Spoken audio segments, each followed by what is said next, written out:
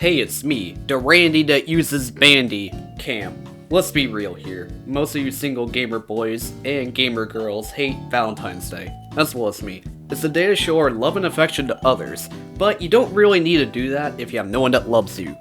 Maybe your parents, hopefully. So instead of making you guys feel bad, I will tell my love story about one girl I had a crush on. So this is a story on how I met a girl named Leah.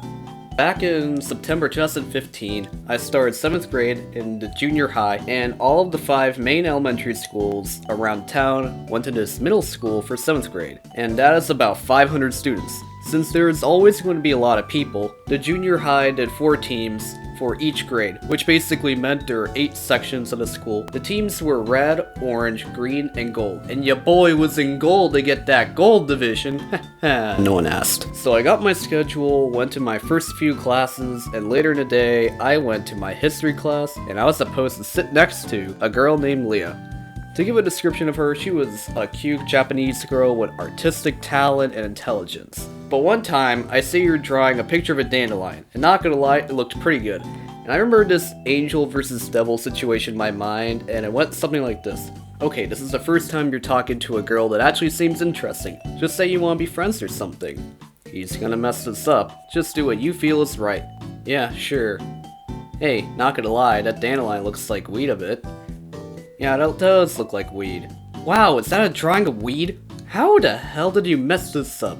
I'm gonna head out for a while. Why aren't you heading out? I'm gonna stay here for the next 3 years with you. What do you mean it looks like weed? And using my 500 IQ, I responded with, well, I mean, sunflowers are technically weed.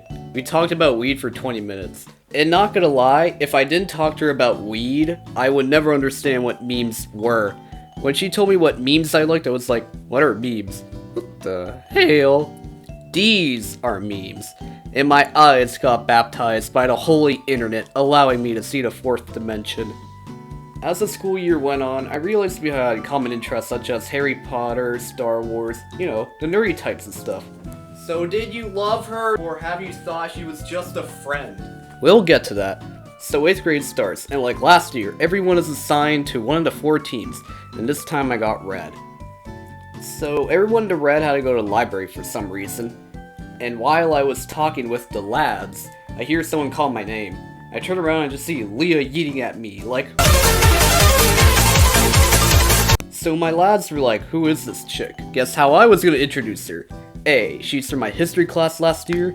B, I don't know who the frick she is. Or C, she drew weed in the 7th grade. She drew weed in the 7th grade. Anyways, let's get on with 8th grade. This was the year I felt like our friendship became really strong. So did you love her or not? Boy, just wait! So during this year, we always had each other's backs against bullies, with school assignments, and even just problems in general. Also, if you're an older viewer to the channel, you might remember this is my old profile picture on YouTube. And fun fact, she was the one that made it for me. And I've always kept that picture in my phone as well. One of the best presents that I genuinely liked and cherish to this day. So now, we get on to one of the best achievements a gamer boy can get, getting a girl's number. This was in 2017 in January or something like that, where I was thinking, it would be lit to have her phone number. So I decided to email her about getting that number.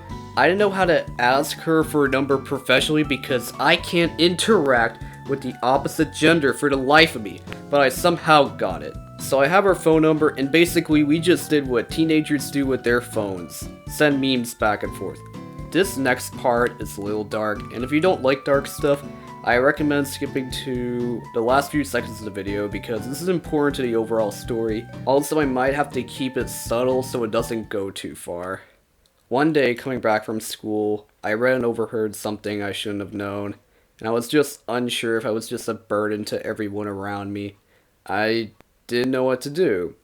I just had lots of rage and sadness built in me.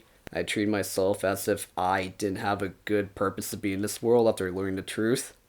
I felt like there is only one option that I couldn't come back from, and that was it.